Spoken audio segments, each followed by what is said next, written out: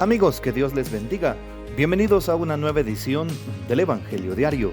Estamos a martes 16 de diciembre, en esta tercera semana del tiempo de Adviento. Y para hoy recordamos y celebramos en la liturgia de la iglesia al beato Ado, obispo, y a Santa Adela. Santa Adela, también llamada Adelaida o Alicia, era hija del rey Rodolfo de Borgoña. Se casó muy joven con Lotario, rey de Italia, pero este murió envenenado y Adela quedó viuda a los 19 años, con una hija pequeña, Emma. Su director espiritual fue San Odilon, el cual dejó escrito: la vida de esta reina es una maravilla de gracia y de bondad. Fue ejemplar como madre y como gobernante. Es patrona de las novias, esposas, viudas y casadas en segundas nupcias. También lo es de las víctimas de abuso, los exiliados y los prisioneros. Y por eso pedimos hoy su poderosa intercesión. Y para hoy tomamos también al beato Ado, obispo. Justamente tomamos su vida para que ilumine las nuestras. El obispo de Vienne, el beato Ado, de noble familia, hasta su mismo nombre significa Señor. Nació el año 800 y murió en el 875. Tuvo el mérito de haber ofrecido a los cristianos un martirologio, es decir, un calendario de santos distribuidos para cada día del año, que sirviera no tanto a los futuros historiadores, que no le perdonan las muchas invenciones y las inexactitudes cronológicas, cuanto a los devotos y llenase los vacíos dejados por Beda y Floro. Esta obra no solo sirvió a la piedad cristiana, sino que fue también modelo, a pesar de sus muchos defectos, a los otros martirologios que siguieron, sobre todo al romano. En ese mismo martirologio, Ado citó su propio nombre, obviamente no en la lista de los santos, sino en la introducción, para definirse no académicamente, sino con toda la humildad, pecador y humilde obispo de Vienne. Lejos de prever que un día otros escribirían de él en las páginas de un martirologio, no se preocupó por facilitarles el trabajo. En efecto, de él tenemos pocas noticias biográficas y no tenemos ninguna de las cartas que le escribieron príncipes, reyes y pontífices, Nicolás I y Adriano II, por ejemplo. Pero nos queda un documento muy interesante, la carta que su antiguo abad Lupo le escribió a Gerardo, conde de Vienne, para proponerle la candidatura episcopal de Ado, su discípulo y compañero. Ado, que había entrado muy joven a la abadía de Ferrieres en Gâtinais, diócesis de Sens, en donde fue compañero de Servato Lupo, el futuro abad. Las etapas sucesivas de su vida son el monasterio de Prüm en Lorena, Grenoble, Lyon, en donde lo recibió amablemente San Remigio, quien le confió la parroquia de San Romano. De Lyon, a donde lo habían llevado el deseo de aprender y el amor por la vida tranquila, pasó a la sede episcopal de Vienne. La carta que el abad Lupo le escribió al conde Gerardo afirma que Ado es el hombre que se necesita para esa diócesis, siendo totalmente digno por la rectitud de vida y por la profunda cultura teológica. Ado estuvo a la altura de la misión encomendada, considerado uno de los más ilustres obispos de la Francia medieval, valiente, piadoso y activísimo. Tomó parte en varios sínodos, restauró la disciplina eclesiástica, ejerció una notable influencia en la política de su tiempo y fue tenaz defensor de la libertad de la Iglesia. En este periodo encontró también tiempo para escribir libros de contenido histórico y hagiográfico, como la Crónica, una especie de historia universal, desde Adán hasta nuestros días, una obra como también su martirologio, más de edificación espiritual que de erudición. Y por eso pedimos hoy la intercesión del beato Ado, obispo. Muy bien, y para hoy tomamos el texto bíblico del Evangelio según San Mateo, capítulo 21, versículos 28 al 32. En aquel tiempo, Jesús dijo a los sumos sacerdotes y a los ancianos del pueblo: ¿qué opinan de esto?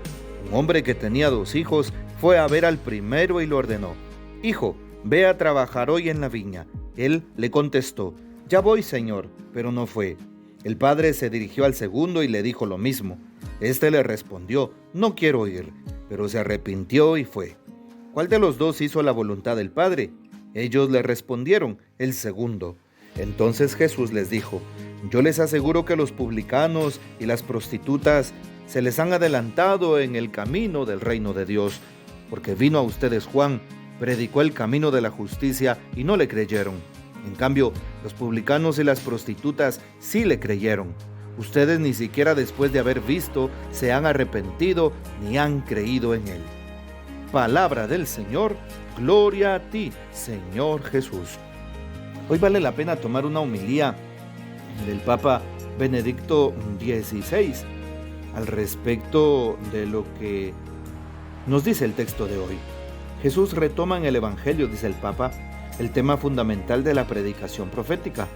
Narra la parábola de los dos hijos enviados por el padre a trabajar en la viña.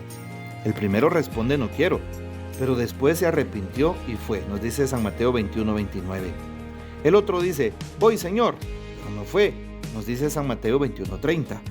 A la pregunta de Jesús sobre quién hizo la voluntad del Padre, los oyentes responden justamente: el primero. El mensaje está claro. No cuentan las palabras sino las obras, los hechos de conversión y de fe.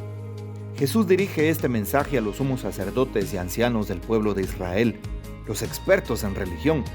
En un primer momento dicen sí a la voluntad de Dios, pero su religiosidad se convierte en rutina y Dios ya no los inquieta. Por eso perciben el mensaje de Juan el Bautista y de Jesús como una molestia. El Señor concluye con palabras drásticas: «Los publicanos y las prostitutas van por delante de ustedes en el reino de Dios, porque vino Juan a ustedes enseñándoles el camino de la justicia y no le creyeron. En cambio, los publicanos y las prostitutas le creyeron». Bueno, traducido al lenguaje de nuestro tiempo, esta afirmación podría sonar así: los agnósticos, que no encuentran paz por la cuestión de Dios, los que sufren a causa de sus pecados y desean un corazón puro, están más cerca del reino de Dios que los fieles rutinarios, que ven en la iglesia solo un sistema, sin que su corazón quede tocado por la fe. ¡Guau! ¡Qué palabras tan duras las del Papa Benedicto XVI cuando nos dejó este escrito! Y continúa diciendo: esta palabra debe hacernos reflexionar mucho, debe impactarnos a todos, pero esto no significa que se deba considerar a todos los que viven y trabajan en la iglesia como alejados de Jesús. Absolutamente no. Es el momento de decir una palabra de profundo agradecimiento a tantos colaboradores, empleados y voluntarios, sin los cuales sería impensable la vida en las parroquias y en toda la iglesia. Nos dice el Papa: la iglesia tiene muchas instituciones sociales y caritativas, en las cuales el amor al prójimo se realiza de forma socialmente eficaz y llega a los confines de la tierra. Quiero expresar mi gratitud y aprecio a todos los que colaboran en Cáritas u otras organizaciones o que ofrecen generosamente su tiempo y fuerzas al voluntariado. Este servicio requiere competencia profesional, pero en el Espíritu de Jesús se necesita algo más: un corazón abierto, que se deja conmover por el amor de Cristo, y así prestar al prójimo, más que un servicio técnico, amor, con el que se muestra al otro el Dios que ama, que es Cristo. Esto nos decía justamente el Papa. Qué interesante, qué fuertes las palabras del Papa, y en torno a lo que escuchamos en el texto bíblico de hoy: hacer la voluntad de Dios. Las palabras se las lleva el viento, como aquellos dos hijos que respondieron. Uno le dijo al padre que lo envió: sí, padre, iré, y no fue. El otro respondió: no puedo ir, y fue. Qué interesante, porque las palabras se pueden escribir incluso y llenar libros de muchas palabras y se quedan en un papel. Pero las acciones cuentan delante de Dios, nos dice hoy el texto bíblico, o quiere darnos a comprender. Es muy importante saber que el camino al infierno, dice un dicho popular, está lleno de buenas intenciones. ¿Qué significa? Que se necesitan también acciones. Mi buena intención vale, pero es necesario actuar. Claro, es diferente, por ejemplo, que yo quiera ayudar a alguien, quiera mañana ir a prestar un servicio a un asilo, a un orfanato, pero mañana amanezco enfermo. Claro, mi buena intención sí vale en este caso. Y yo digo, no puedo ir porque me enfermé, pero aquí está mi aporte, voy a enviarlo. Ah, qué diferente. Bueno, y no solamente querer hacer el bien y quedarme ahí. Incluso podríamos hablar de un pecado de omisión, cuando puedo obrar el bien, cuando puedo tender una mano al prójimo, cuando puedo ayudar a los demás y no lo hago. Sobre todo en este tiempo que estamos viviendo de Adviento, camino a la Navidad, un tiempo de compartir, un tiempo de dar, un tiempo de obras de caridad, sobre todo con el prójimo, con el más necesitado.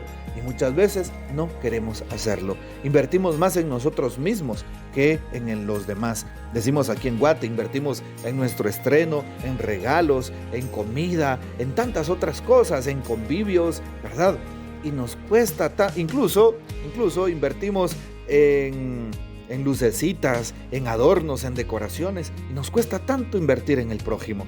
Pidámosle al Señor que nos dé un corazón sencillo, humilde y sobre todo lleno de amor, dispuesto a la generosidad, a la ayuda al más necesitado.